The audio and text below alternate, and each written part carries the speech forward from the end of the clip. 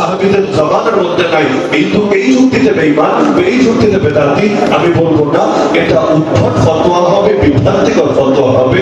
কারণ কোরআন হাদিসে রব শব্দ আছে, প্রভু এই বাংলা শব্দটাও নাই, প্রতিপালক এই বাংলা শব্দটাও নাই। কিন্তু আল্লাহ আমার প্রভু বললে ঈমান যায় না, আল্লাহ আমার প্রতিপালক বললে ঈমান যায় না, আল্লাহ আমার রব বললে ঈমান যায় না, আল্লাহ আমার খোদা বললে ঈমান যায় না। কেন? হাকিকত একই থাকে, যা শব্দের মধ্যে ভিন্নতা থাকে। আর সেটা ভিন্ন আলাপ যে কোন শব্দ ব্যবহার করলে বেশি ভালো হবে। অবশ্যই অবশ্যই কোরআন হাদিসের শব্দ ব্যবহার করলে বেশি ভালো হবে। এটা নিয়ে আমাদের কোনো দ্বিধা নাই, কোনো সংকোচ নাই। আমাদের উস্তাদরা আমাদেরকে বলতেন যে কোরআন শরীফ এভাবে বলবা না, বলবা কোরআন মাজিদ। কেন?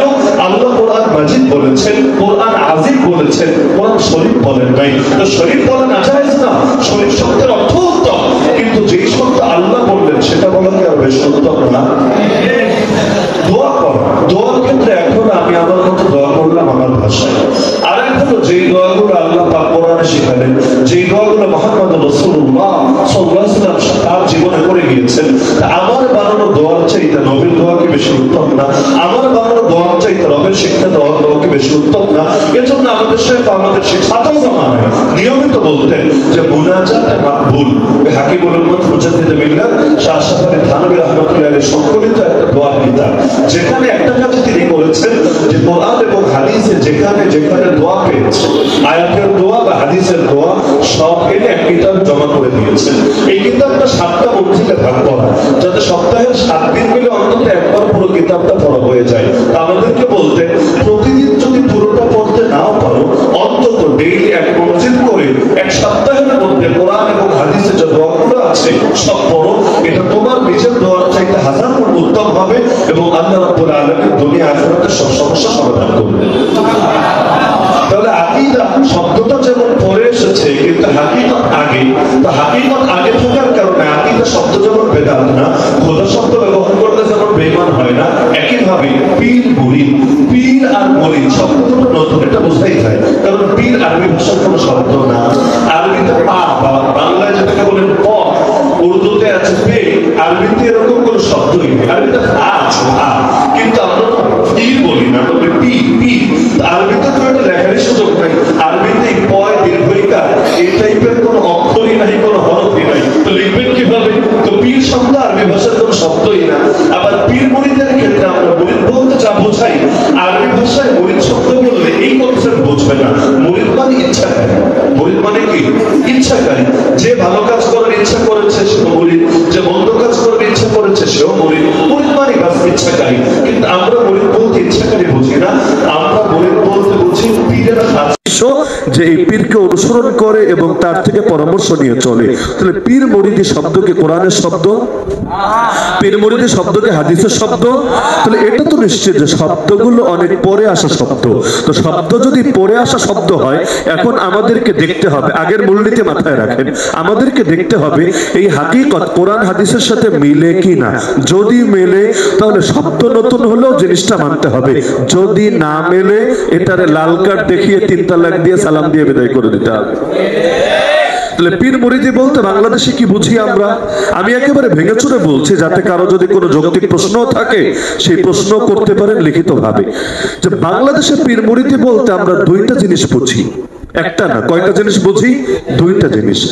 এক পীর মানে হইল যেই পীর নিয়মিত গঞ্জিকা সেবন করে, যেই পীর নিয়মিত নামাজ রোজারও ধার ধারে না, যেই পীর জীবন কাটায় মাজারে মাজারে।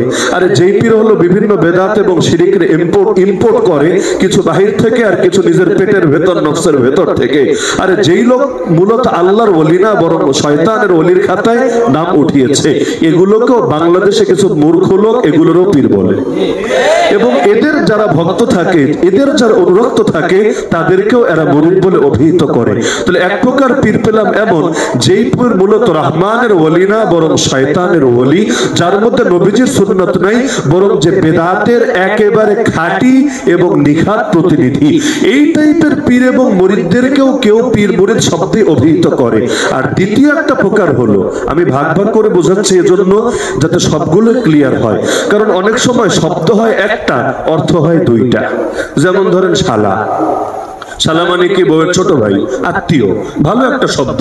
তা আত্মীয়রা তো আত্মীয় বলেই ডাকবেন। ভাইরে ভাই বলেন না, দুলাভাইরে দুলাভাই বলেন না, আব্বারে আব্বা বলেন না।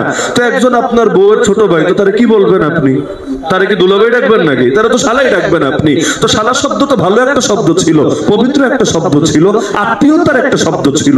এমনকি রাস্তা দিয়ে কেউ হেঁটে যাচ্ছে, আপনি বললেন শালা, তার বোঝা দরকার ছিল ও বুঝেছে আমার বোনরে মনে হয় বিয়ে করার প্রস্তাব দিয়েছে। ডাইরেক্ট তো বলতে পারে না, এজন্য ইনডাইরেক্ট মানে আমার আত্মীয় বলে অভিহিত করছে। লেকিন রাস্তাঘাটে কাউরে শালা বললে কি অর্থ বোঝে? বোঝে না। তারা কি বোঝে?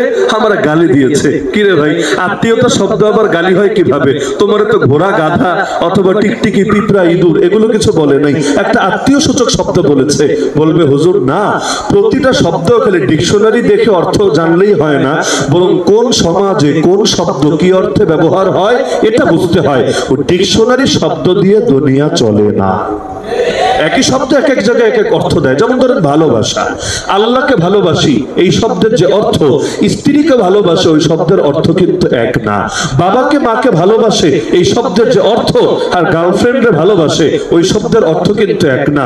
পীরকে ভালোবাসে এই শব্দের যে অর্থ, আর গাঁজা খেতে ভালোবাসে এই শব্দের অর্থ কিন্তু এক না। তাহলে শব্দ এক হলেই জিনিস সব জায়গায় এক হয় না। শব্দ এক হওয়ার পরও তার মর্মে তার প্রয়োগে ভিন্নতা থাকে নাকি থাকে না? অবশ্যই থাকে। যেমন ধরেন মুজাহিদ, মুজাহিদ মানে কি? আল্লাহ রাসূল বলেছেন মান কাতালা লিতাকুনা কালিমাতুল্লাহি হিয়াল উলিয়া ফাহুয়া ফি সাবিলিল্লাহ। যে ব্যক্তি যুদ্ধ করে, লড়াই করে, সংগ্রাম করে আল্লাহর জমিন, আল্লাহর দ্বীনকে, আল্লাহর কালেমাকে, আল্লাহর শরীয়তকে সমুন্নত করার জন্য, সেই আল্লাহর পথে আছে, সেই আল্লাহর পথের মুজাহিদ বটে। তাহলে মুজাহিদ মানে কি? নবীর ভাষায় জানতে পারলাম মুজাহিদ মানে হলো আল্লাহর পথে লড়াই করা, আল্লাহর পথে, তাগুতের পথে না, আল্লাহর পথে লড়াই করা, এবং নাম ডাকের জন্য না, আল্লাহর জমিন, আল্লাহর দ্বীন সমুন্নত করার জন্য। নবীকে এক সাহাবী জিজ্ঞাসা করলেন ওয়ামাল জিহাদ ইয়া রাসূলুল্লাহ, হে আল্লাহর রাসূল জিহাদ কাকে বলে? আমাকে চিনিয়ে দেন। নবী এক বাক্যে বললেন আন তুকাতিলাল কুফারা ইযা লাকিতাহুম, কাফেরদের সামনাসামনি যখন হবা তখন কাফেরদের সাথে লড়াই চালিয়ে যাওয়ার নামই হলো জিহাদ। তাহলে এই সংজ্ঞা আমার দেওয়া না, এই সংজ্ঞা কোনো বড় হুজুরের আবিষ্কার করা না, এই সংজ্ঞা দিয়েছেন মুহাম্মদুর রাসূলুল্লাহ সাল্লাল্লাহু আলাইহি ওয়াসাল্লাম। তাহলে জিহাদ মানে কাফের মুশরিকের বিরুদ্ধে লড়াই চালানো মূল অর্থে। আর রূপক অর্থে কখনো কখনো দুই এক জায়গায় ব্যবহার করা হয়েছে। রূপক অর্থ মানে কি? যে যেটা মূল অর্থ না, ভিন্ন কোনো অর্থে ব্যবহার করা হচ্ছে। যেমন বাংলাদেশের ক্রিকেট খেলোয়াড়দেরকে বাঘ বলে, বাঘ, টাইগার বলে না? যদি বাঘই বলে ওদের লেজ কোথায়? প্রশ্ন আসবে না? ল্যাঞ্জা কোথায়? ল্যাঞ্জা তো নাই। আবার ডোরা কাটা এরকমও তো নাই। ওরা জঙ্গলে থাকে না কেন? ওরা ঢাকা শহরে থাকে কেন? আরে ওদেরকে চিড়িয়াখানায় বন্দি না করে মাঠে ছেড়ে দেয় কেন? বলবে হুজুর এই বাঘ সেই বাঘ না, এটা হলো রূপক বাঘ, আর জঙ্গলের মধ্যে যেটা আছে রয়্যাল বেঙ্গল টাইগার, আর ওটা হলো মূল বাঘ, হাকিকি বাঘ, প্রকৃত বাঘ। তো শব্দের দুই রকম ব্যবহার থাকে। যেমন নবী বলেছেন জালেম বাদশার সামনে হক কথা বলা সর্বশ্রেষ্ঠ জিহাদ। আফদলুল জিহাদি কালিমাতু সুলতানিন জাহিদ। আরে ভাই এটা আবার কেমন জিহাদ? লড়াই নাই, সংগ্রাম নাই, আমির নাই, নেতা নাই, কিচ্ছু নাই। তাহলে এটার আবার জিহাদ কেন বলা হচ্ছে? এই জিহাদ মূল জিহাদ না, প্রকৃত জিহাদ না, এটা রূপক অর্থের জিহাদ। যেমনি ভাবে ময়দানের জিহাদে কষ্ট হয়, কিন্তু বাঁচা মরা দুই সম্ভাবনাই থাকে, জয়ীও হতে পারে, পরাজিত হতে পারে, উভয় সম্ভাবনা থাকে। তো জালেম বাদশার সামনে হক কথা বলে জেলে না গিয়ে, গোমের শিকার না হয়ে, আরে ওদের দ্বারা আক্রান্ত না হয়ে নিরাপদে থাকবে, এই সম্ভাবনা বড় কম থাকে। তো দেখা যায় যুদ্ধের চাইতেও বেশি রিস্ক থাকে জালেমের চোখে চোখ রেখে হকের কথা বলতে। এজন্য আল্লাহ নবী রূপক অর্থে জিহাদ শব্দ ব্যবহার করেছেন। যেমন কোরআনে আছে আল্লাহ তাআলা বলেছেন তোমার বাপ মা যদি তোমার সঙ্গে জিহাদ করে যে আমার সাথে শিরিক করা লাগবেই লাগবে, খবরদার বাপমার কথা শুনবা না, বাপমার কথা শুনতে গিয়ে আমার সঙ্গে শিরিক করবা না। তবে বেয়াদবিও করার দরকার নাই, দুনিয়ায় যতদিন থাকবা ভালো ব্যবহার করবা। তা আল্লাহ এখানেও জিহাদ শব্দ ব্যবহার করলেন। ওয়া ইন জাহাদাকা, কোন ক্ষেত্রে? শিরিক কায়েমের মেহনত, শিরিক কায়েমের জন্য প্রেসার ক্রিয়েট, আল্লাহ শব্দ ব্যবহার করলেন জিহাদ। এখন যদি কোনো পাগল বলে যে আল্লাহ বলেছেন শিরিক কায়েমের মেহনত করার নাম হলো জিহাদ, তাহলে এটাও জিহাদের একটা প্রকার, আর ঈমান থাকবে? আর ঈমান থাকবে? দুদিন পর বলবে নরেন্দ্র মোদী আমিরুল মুজাহিদিন, ইন্ডিয়ান সাবকন্টিনেন্টের মধ্যে আমিরুল মুজাহিদিন। কেন? সে জিহাদ করছে শিরিক কায়েমের জন্য। তাহলে আল্লাহর কোরআনের সাথে সাথে মিলে গিয়েছে। নাউযুবিল্লাহি মিন যালিক। পরে বলবো দুদিন পর অমিত শাহ উনি হলেন নায়েবে আমিরুল মুজাহিদিন। কেন? শিরিক কায়েমের জন্য মেহনত করছে। এভাবে বললে ঈমান থাকবে? আরে ভাই ঈমান থাকবে কেন? কারণ শব্দ দেখলে জিহাদ, কিন্তু আল্লাহ এবং তার রাসূল কোন অর্থে ব্যবহার করেছেন এটা বুঝলা না, তাহলে এটা কোরআনের সহি ব্যাখ্যা হয় না। এভাবে কোরআন ব্যাখ্যা করার সুযোগ থাকলে কাদিয়ানীদেরও কাফের বলা যেত না, কারণ ওরাও কোরআন দিয়ে দলিল দেয়, হিজবুত তাওহীদও কোরআন দিয়ে দলিল দেয়, সব বাটপাড়ার ভণ্ডরাও কোরআন দিয়ে দলিল দেয়। তো কোরআন দিয়ে দলিল দিলেই সহি হয় না, দলিলটা ঠিকমতো হচ্ছে কিনা এটা আগে বুঝে নিতে হয়। না হলে তো প্রতিটা বিবাহিত পুরুষও মুজাহিদ। কেন?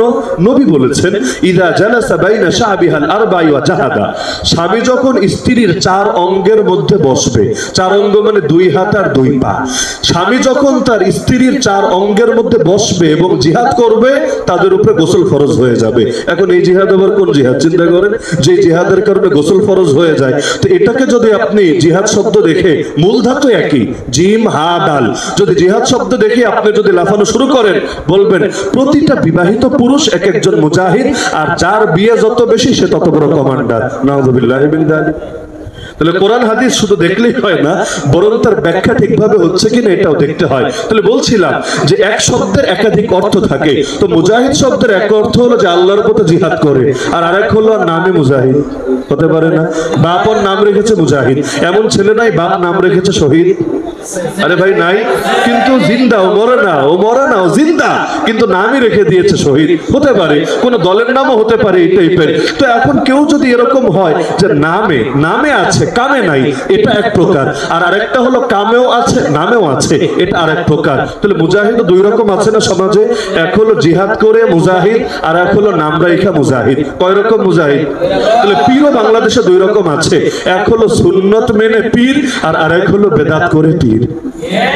বাংলাদেশে এমন পীরও আছে যে মুরতাদ, বাংলাদেশে এমন পীরও আছে যে কাট্টা মুশরিক, বাংলাদেশে এমন পীরও আছে যে কাফেরদের এজেন্ট, বাংলাদেশে এমন পীরও আছে যে বেদাতের আখড়া। তাহলে এখন পীর শব্দের অর্থ কয় রকম পেলাম? আরে ভাই কয় রকম পেলাম? দুই রকম। এক প্রকার পীরের অর্থ হলো যে পীর নামে পীর কামে পীর না, নামে পীর কামে পীর না, বরঞ্চ সে হলো শিরিকের দালাল, বেদাতের দালাল, গোমরাহির দালাল, নাস্তিকতার দালাল, যার কাছে গেলে হয়তো ইমানই থাকবে না। এই যে লালনবাদীরাও তো পীর, ওরাও তো পীর। এখন তোদেরকে নিয়ে টেনশনে আমাদের ঘুমই হচ্ছে না। এরা নতুন আর এক ইসলাম, ওই হিজবুত তাওহীদ যেমন ইসলাম না বলে ইসলাম ইসলাম, ওরা যেমন এক প্রকার ইসলাম বাংলাদেশে এনেছে, এই লালনবাদীরা নতুন আর এক প্রকার ইসলাম বাংলাদেশে ঢোকাতে যাচ্ছে। যেই ইসলাম মেনে গান বাজনাও করা যায়, যেই ইসলাম মেনে নামাজের টাইমে শহীদ মিনারে বসে বসে গাঁজাও খাওয়া যায়। তাহলে সুতরাং এক প্রকার পীর হলো যেটা হলো নামে পীর, কিন্তু তার জিন্দেগিতে সুন্নত নাই। আর আরেক প্রকার পীর হলো যেখানে পীর শব্দের অর্থ হলো, পীর তো ফার্সি আগেই বলেছি, পীর শব্দকে যদি আরবিতে ট্রান্সলেট করি, বাংলায় না, পীর শব্দ ফার্সি থেকে ডাইরেক্ট আরবিতে নিলাম। আপনারা যারা ট্রান্সলেটর ব্যবহার করেন আপনারাও এটা পরীক্ষা করে দেখতে পারেন। শব্দটা ফার্সিতে একপাশে বসাবেন, আরবি কি ট্রান্সলেশন আসে দেখবেন। তাহলে পীর শব্দটার হুবহু আরবি আসবে শায়েখ। পীর শব্দের আরবি কি? এই যে এখানেও দেখো, খুঁজলে হয়তো দেখা যাবে কোন বক্তার নামের আগে লেখা শায়েখ। বাংলাদেশে আমাদের ধরেন সালাফি ভাইরা যারা আছে, তারাও যাদেরকে অনুসরণ করে তাদেরকে কি বলে? শায়েখ বলে না?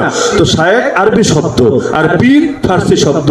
শায়েখ মানে লাউ, পীর মানে কদু, মানে যেই লাউ সেই কদু, দুটো একই জিনিস, কোনো পার্থক্য নাই। তাহলে পীর শব্দ শুনলেই যদি কেউ বলে বেদাত, তাহলে শায়েখ শব্দ বেদাত হবে।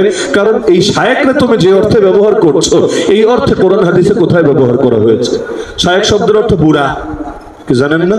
শায়েখ শব্দের অর্থ মূল অর্থ কি? বুড়া, বুড়া, বুড়া, বৃদ্ধ। তাহলে শায়েখ শব্দের অর্থ যদি বুড়া হয়, যার বয়স 30 বছর, আরে শায়েখ ডাকেন কোন দুঃখে?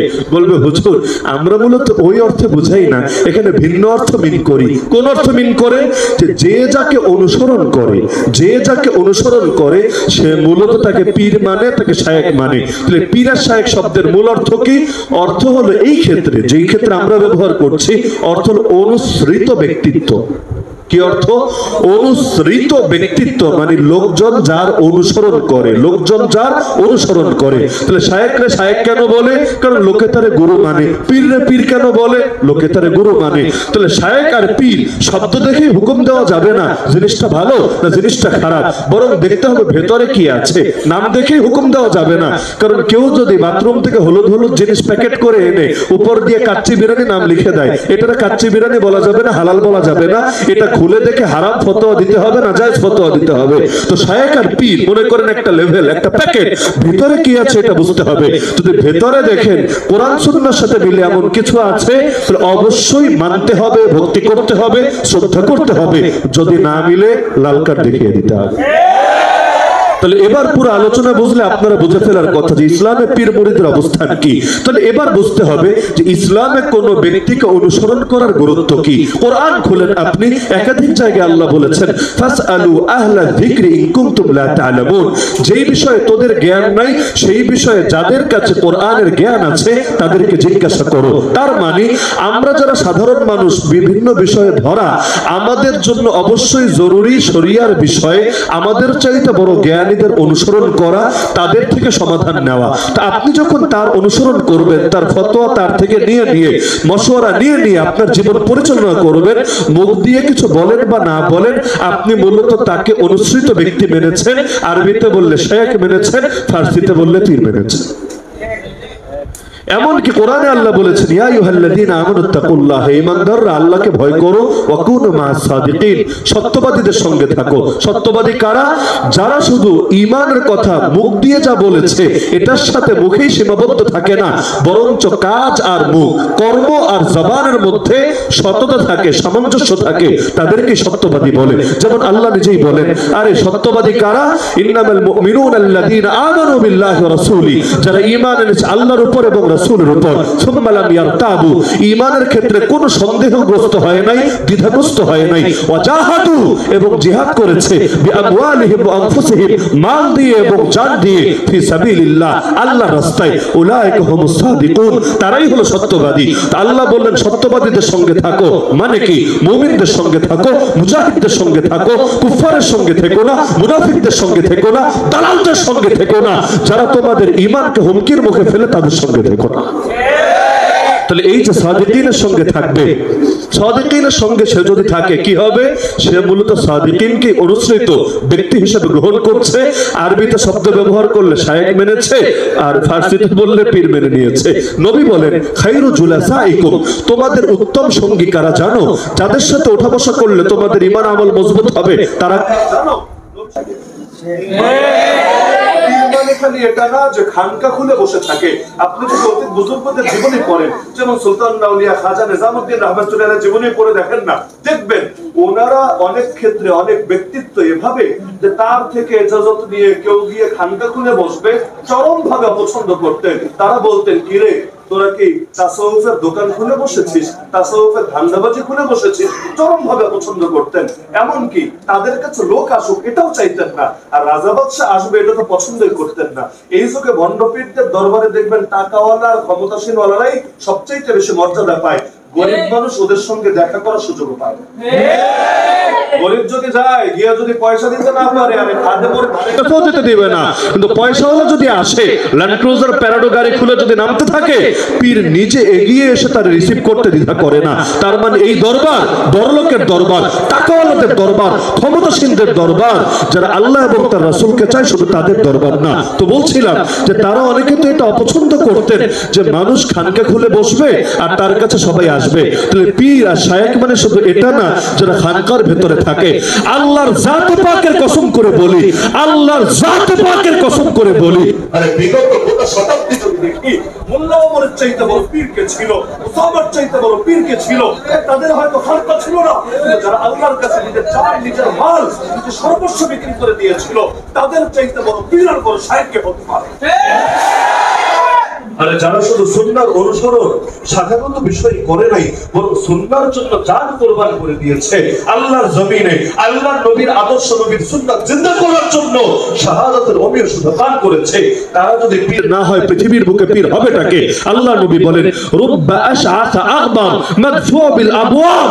আরে এমন বহু বান্দা আছে যাদের মাথার চুলগুলো উস্কো খুস্কো, পা ধুলো বলে, মানুষের দুয়ারে দুয়ারে ধাক্কা খায়, কেউ তাদের পরিচয় দেয় না, তাদেরকে বরণ করে নেয় না, মূল্যায়ন করে না, কিন্তু তাদের এক একজনের গুণ এমন, মাল্লাহু আকসামা আলাল্লাহি লা আবাররা, আল্লাহর নামে কসম করে যদি কোনো কথা বলে, আল্লাহ নিজে তাদের কসমের লাজ রক্ষা করে। বুখারী খুললে বিশাল হাদিস পাবেন, তাইসা আব্দুদ দিনার ওয়া আব্দুদ দিরহাম ওয়া আব্দুল কতিফা ওয়া আব্দুল খাবিসা ইন উতিয়া রাদিয়া ওয়া ইল্লাম ইউতা সাখিতা তাইসা ওয়া তাসা ওয়া ইযা শিকা ফালান তাকশা তুবা লিআবদিন আখিদিন বিইনানি ফারাসিহি ফি সাবিলিল্লাহ আশআত রাসুহু মুগবরাতান قدماه إن كان في الحراسة كان في الحراسة وإن كان في الساقة كان في الساقة إن استأذن لم يؤذن له وإن شفع لم يشفع। আল্লাহ রাসূল সাল্লাল্লাহু আলাইহি ওয়াসাল্লাম বলেন, টাকা পয়সার গোলাম যারা, উত্তম পোশাকের গোলাম যারা, মখমল চাদরের গোলাম যারা, ওরা ধ্বংস হোক, ওরা বরবাদ হোক। আল্লাহ রাসূল বলেন, আরে ওদের জন্য বদদুয়া দিয়ে বলেন,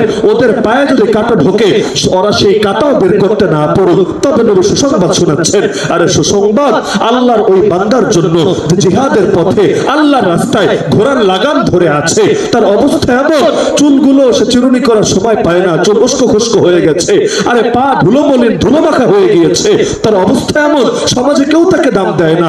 আরে তাকে কখনো পাহারায় রেখে দেয়, আল্লাহর বান্দা পাহারার ডিউটি পালন করে, কখনো বাহিনীর পেছনে পেছনে রাখে, সে সেখানে বসেই তার আনুগত্যের কাজগুলো সম্পাদন করতে থাকে। সে অনুমতি চাইলে কেউ তার অনুমতিও দেয় না, কারো যখন সুপারিশ করলে তার সুপারিশও কবুল হয় না। কিন্তু নবী বলেন, আল্লাহর কাছে সে বড় দামি, বড় দামি। সুসংবাদ তার মতো বান্দাদের জন্য। এমনকি নবী বলেন, বাদাল ইসলামু গরিবা ওয়া সায়াউদু কামা বাদা ফাতুবা লিল গুরাবা। ইসলাম শুরু হয়েছে যখন, ইসলামটা ছিল অপরিচিত, বাতিল ছিল সুপরিচিত, শীঘ্রই এমন অবস্থার সূচনা হবে, আবারও ফিরে আসবে যেভাবে ইসলামের সূচনা হয়েছিল। সুতরাং সুসংবাদ তাদের জন্য যারা সমাজে অপরিচিত, হক অপরিচিত হওয়ার পরও যারা সেই অপরিচিত হককে আঁকড়ে ধরে আর সুপরিচিত বাতিলকে আঁকড়ে না ধরে থাকে, সুসংবাদ একমাত্র তাদের জন্য। এজন্য আমার জানাজায় হয়তো কোটি লোক হবে, কিন্তু আল্লাহর দ্বীনের এক মুজাহিদ মারা গেলে তার জানাজায় হয়তো 20 জন লোক হাজির হবে না, কারণ খবরই পাবে না। আর খবর পেলেও জানের ভয়ে যাবেই না। আরে যাবে কোত্থেকে? মুজাহিদদের নামটা পর্যন্ত মুখে আনে না। ভাবতে এমন, তাদের নাম মুখে আনলে যেন হায়াত কমে যাবে, মুখে আনলে ওর জীবনের বড় লস হয়ে যাবে। আরে হিটলারের নাম মুখে আনবে, নেপোলিয়নের নাম মুখে আনবে, আলেকজান্ডারের নাম মুখে আনবে, পুতিনের নাম মুখে আনবে, বাইডেনের নাম মুখে আনবে, দুনিয়ার সব কাফের মুশরিকের নাম মুখে আনবে, কিন্তু মোল্লার নাম মুখে আনবে না, আর শেখ ওসামার নাম মুখে আনবে না। কেন? কারণ তারা তার চোখেও কেমন যেন জঙ্গি আর সন্ত্রাসের অপরাধী হয়ে আছে। কাফের মারতে আসলো, মরলো না কেন? মায়ের জবাবে মায়ের দিল কেন? মসজিদ ভাঙতে আসলো, ভাঙতে দিল না কেন? মা বোনের ইজ্জত নষ্ট করতে আসলো, বাধা হলো কেন? এটাই তাদের পাপ, এটাই তাদের অপরাধ। কেন মারতে এসেছে? তারা প্রতিরোধ করেছে। এখন তাদের মুক্তিযোদ্ধা না বলে উল্টা জঙ্গি বলে গালিগালাজ করে। তাহলে মুক্তিযোদ্ধা কারে বলে?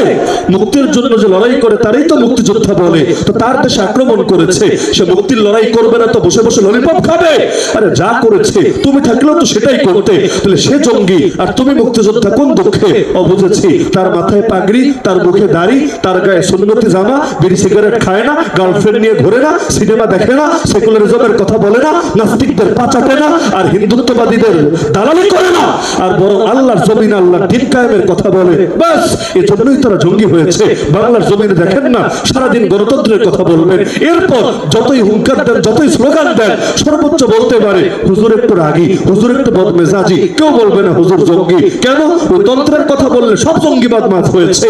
আর ওই কথা না বলে আপনি বলেন আল্লাহর জমিন আল্লাহর দ্বীনের বিজয় চাই, খালি এতটুকু বলবেন, কোনো কর্মপন্থাও দেওয়া লাগবে না, কোনো লড়াইও নামা লাগবে না, খালি বলবেন আমি অ্যাজ আ মুসলিম আল্লাহর জমিনে খেলাফত চাই, শরীয়ত শাসন চাই। দেখবেন আপনারা জঙ্গি বলে গালি দিতে ভুল করবেন। আরে কাফের তো কাফের, কাফের তো গালি দিবেই, মুসলমান গালি দিবে, লেবাসধারী লোকেরাও গালি দিবে যে আপনি পাপী, আপনি অপরাধী, আপনি উগ্রবাদী, আপনি বেয়াদব। কি আপনার বেয়াদবি, কি আপনার অপরাধ? আপনার অপরাধ আপনি কেন ডাইরেক্ট শরিয়া কায়েমের কথা বলেন? আরে ঘুরে পেঁচায় বলেন না। ডাইরেক্ট শরিয়া কায়েমের কথা বললে আমেরিকা যদি নারাজ হয়, ইন্ডিয়া যদি রাগ করে, আরে চায়না যদি সাহায্য উঠিয়ে নেয়, তাহলে কি হবে? এখন তো ইসলামে দল করে সাহস করে বলে না যে ইসলামী রাষ্ট্র চাই, বলে কল্যাণ রাষ্ট্র চাই, ওয়েলফেয়ার রাষ্ট্র চাই, লিবারেল রাষ্ট্র চাই, ডেমোক্রেটিক রাষ্ট্র চাই। এগুলো আবার কোন হালুয়া রে ভাই? আরে তোমার ইসলাম পালন করার পরে, ইসলামের জন্য লড়াই করার পরে যদি না বলতে পারো যে ইসলামই চাই, ইসলামই চাই, ইসলামই একমাত্র সলিউশন, দ্বিতীয় কোনো সলিউশন নাই, তাহলে তোমার এই রাজনীতির উপর আমরা থুতু ছুঁড়ি। কারণ মানুষ নিজের আদর্শের ব্যাপারে আপোষ করা উচিত না। আদর্শ থাকবে আগে। আমরা কেউ বিজয়ী হতে আদিষ্ট না। কিয়ামতের দিন আল্লাহ কাউরে বলবে না কিরে বিজয়ী হলি না কেন? বিজয় আমার হাতেও না, বিজয় আপনার হাতেও না, বিজয় কারো হাতে না। আরে বিজয় যারা দেখে যায় নাই, সুমাইয়া রাদিয়াল্লাহু আনহা বিজয় দেখে যায় নাই, তো কি হয়েছে? হয়েছেটা কি? আজকের যুগে যারা ধরেন আফগানিস্তানে বিজয় দেখেছে, ওদের সবাই এক পাল্লায় উঠান, আর সুমাইয়া রাদিয়াল্লাহু আনহা পায়ের একটা ধুলাকে এক পাল্লায় উঠান, কার পাল্লা ভারী হবে? নিঃসন্দেহে সুমাইয়া রাদিয়াল্লাহু আনহা পাল্লাই ভারী হবে। বিজয় দেখলে দাম বাড়বে, বিজয় না দেখলে দাম কমবে। এই উদ্ভট ফতোয়াকে শিখিয়েছে। ইসলামের জন্য খালি খালিদ বিন ওয়ালিদ হলেই চলে না, ইসলামের জন্য বিলাল হাবশিও লাগে, ইসলামের জন্য হুসাইনও লাগে, ইসলামের জন্য আব্দুল্লাহ বিন জুবাইরও লাগে, ইসলামের জন্য আবু হানিফারা জেল থেকে লাশ বের আসাও লাগে, ইসলামের জন্য কুরবানিও লাগে, ইসলামের জন্য রক্তের নজরানাও লাগে। আরে খালিদ বিন ওয়ালিদ মুসলমান হয়েছে ইসলামের শেষের দিকে, কিন্তু এর আগে আমির হামজারা যে নিজের জান কুরবান করেছে, বুকটা চিরে কলিজা বের করে চিবিয়ে খাওয়া হয়েছে, এগুলোর বরকতেই তো আল্লাহর জমিন, আল্লাহর দিন জিন্দা হয়েছে। তাহলে শুধু সুদিনের লোক আর বসন্তের কোকিল হলে তো হবে না, সবসময় মাকসাদটা স্পষ্ট রাখতে হবে। আল্লাহ নবী মক্কায় মাইর খেয়েছেন, কই হিকমতি আলাপ তো করেন নাই। হিকমতি আলাপ বলতে আমরা যা বুঝি, এক চামচ সত্য, দুই চামচ মিথ্যা, এক চামচ ইসলামের কথা, দুই চামচ কাফের মুশরিকদের শেখানোর কথা। কই মক্কায় বলেছেন আমি একটা জিনিসই চাই, আমার হাতে চাঁদ দিলেও লাভ নাই, সূর্য দিলেও লাভ নাই, নারীর অফার দিয়েছো, ক্ষমতার অফার দিয়েছো, সম্পদের অফার দিয়েছো, কোনটার সাথে আমি একমত না। আমি শুধু একটা জিনিসই চাই, নবীর শব্দ, হাত্তা ইউযহিরাহুল্লাহ ওয়া আহলিকা দুনাহু। হয়তো আল্লাহ ইসলামকে করবেন জিন্দা, অথবা আমি হব মুর্দা। হয়তো আল্লাহ ইসলামকে করবেন জিন্দা, অথবা আমি হব মুর্দা। হয়তো শরিয়ত, নয়তো শাহাদাত, হয়তো খেলাফত, নয়তো শাহাদাত। এর আগে আমি কিছুতেই থামবো না।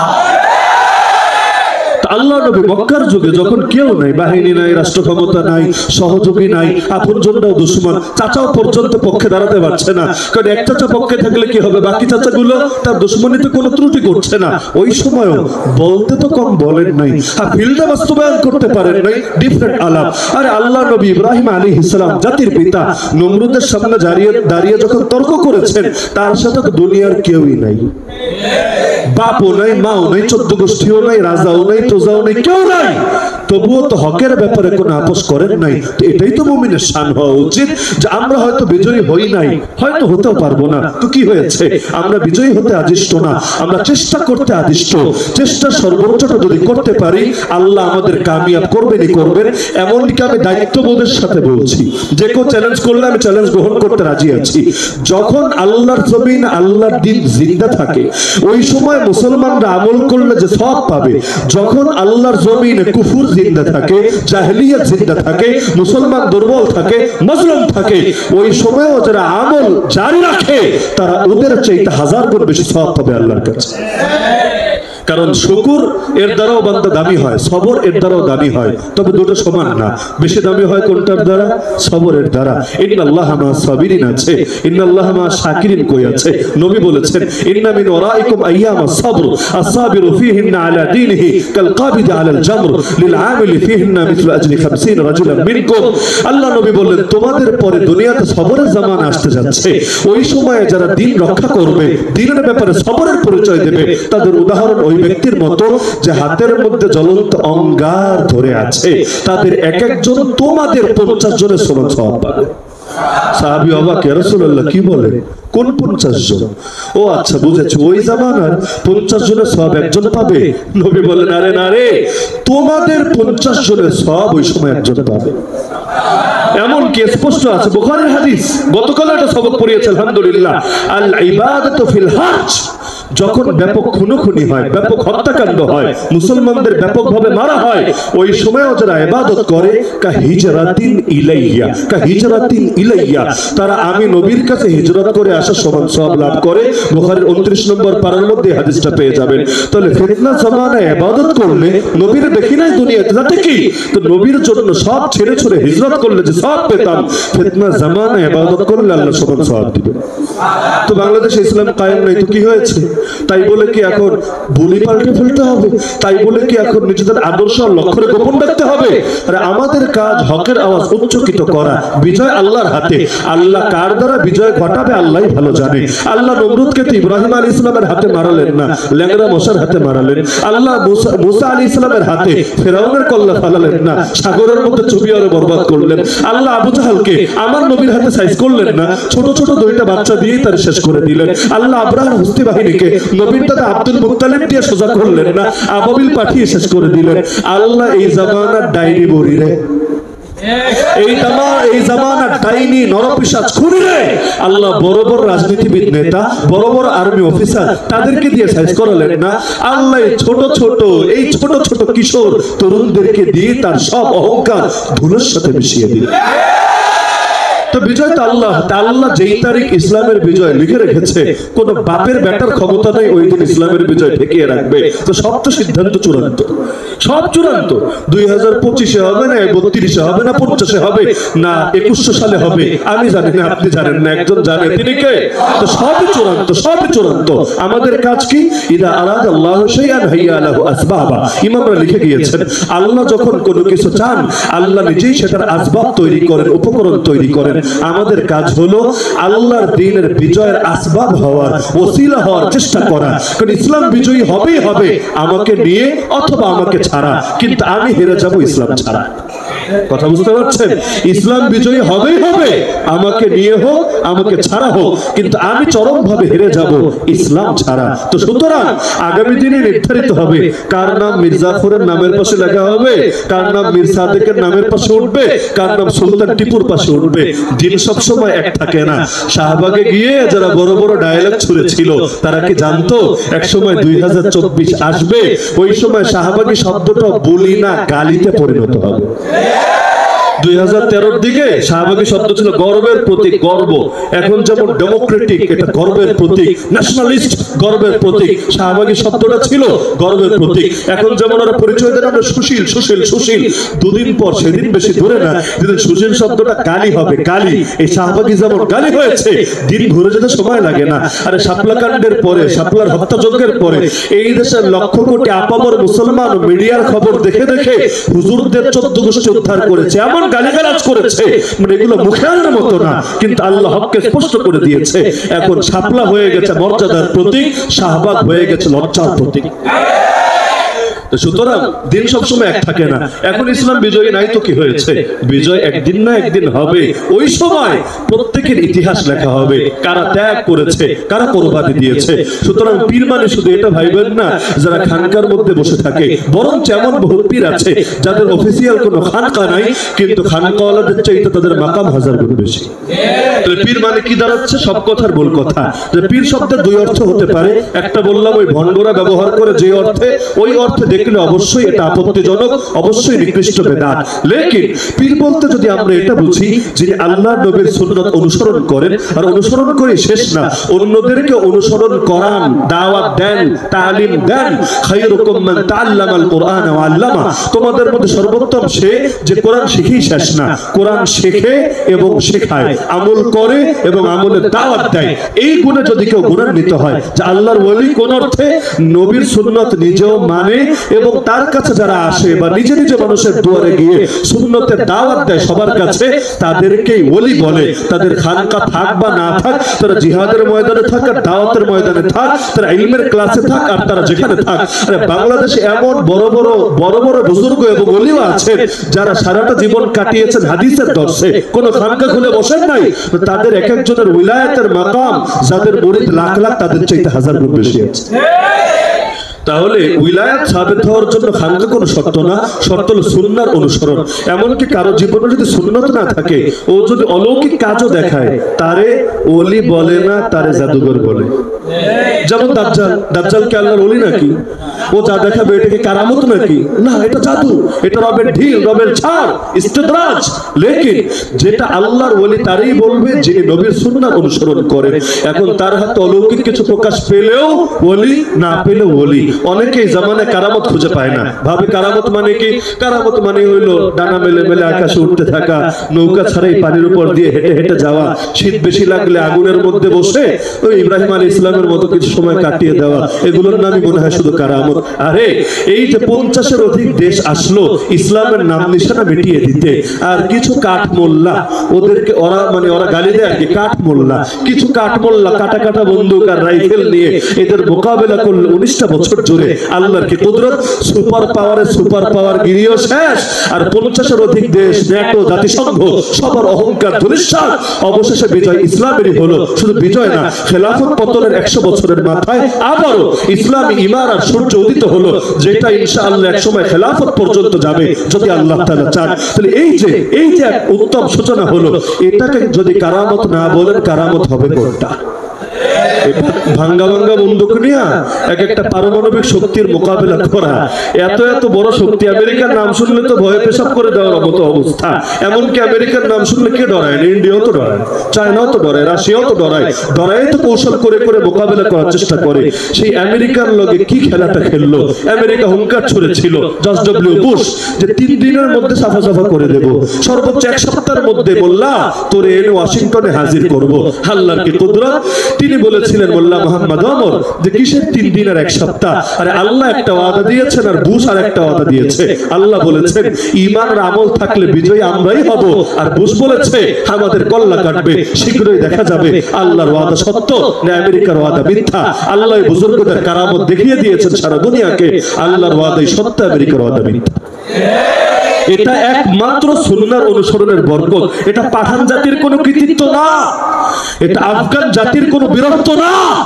আল্লাহর কসম, এটা একমাত্র নবীজির সুন্নাহ অনুসরণের বরকত, ভিন্ন কিছুই না। এখানে তাদের কোনো কৃতিত্ব না। আলহামদুলিল্লাহ, আলহামদুলিল্লাহ, আলহামদুলিল্লাহ। কৃতিত্ব কার? একমাত্র আল্লাহ, দ্বিতীয় কারো না। তারা চেষ্টা করেছে সহি তরিকা অনুসারে, আল্লাহ বিজয় দিয়েছে। তরিকা সহি না থাকলে এই ফলাফল তারা কিছুতেই পেত না। সুতরাং পীর এবং মুরিদ মানে কি? সব কথার মূল কথা, সহি অর্থে দেখলে পীর মানে এমন ব্যক্তিত্ব যিনি আল্লাহ নবীর সুন্নাহ অনুসরণ করেন এবং মানুষকে সেটা শিক্ষা দান করেন। আর মুরিদ মানে কি? মুরিদ মানে হলো যে তার কথা শুনে, তাকে মানে, তাকে ভক্তি করে। কোন ক্ষেত্রে? ভুলের ক্ষেত্রে না, সঠিকের ক্ষেত্রে। হাদিসে আছে লা তাআতা লি মাখলুকিন ফি মাসিয়াতিল খালিক, স্রষ্টার অবাধ্যতায় সৃষ্টির আনুগত্য চলে না। তা আপনি আমাকে অনুসরণ করেন, ভালো কথা, কিন্তু আমি তো মানুষ, ফেরেশতা তো না, আমারও ভুল ত্রুটি থাকবে নাকি থাকবে না? আরে থাকবে নাকি থাকবে না? ইফতার দর্শে আমাদেরকে প্রায় বলতেন আমিরুত তালিব হাফিজাহুল্লাহ, শোনো আমরাও মানুষ, তোমরা এখানে এসেছো মুহাক্কিক হওয়ার জন্য, অন্ধ অনুসারী হওয়ার জন্য না। সুতরাং খবরদার, কিয়ামতের দিন আমাদের ব্যাপারে কোনো অভিযোগ দিও না যে আমাদের হুজুর বলে অন্ধ অনুসরণ করেছি। মাসালা ছিল এটা, কিন্তু হুজুর করেছে আর একটা, তাও মেনেছি। খবরদার, এই সত্যটা বারবার বলতেন। জাল্লাতের ক্ষেত্রে কেউ অনুসরণীয় না, ভুলের ক্ষেত্রে কেউ অনুসরণীয় না। তো পীর আর মুরিদের মূল হাকিকত আমরা বুঝি এটা, যে আমার পীর মানে কে? যে যিনি নিজেও সুন্নাহর অনুসরণ করেন এবং আমিও তার থেকে সুন্নাহ শিক্ষা করি। আর মুরিদ মানে কে?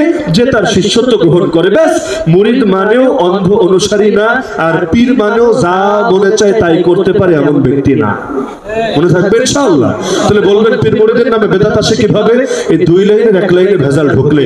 মুরিদ যখন ব্যক্তি পূজা আক্রান্ত হয়ে যায়, যে আমার পীর সেজদা দিতে বললেও আসি রে ভাই আসি, আমার পীর যদি একেবারে মাজার সৃষ্টি করে সেখানে আকাম কুকাম করতে বলে, তাও আমি আছি, এমন যদি হয়, এটাই গোমরাহির দরজা খুলবে।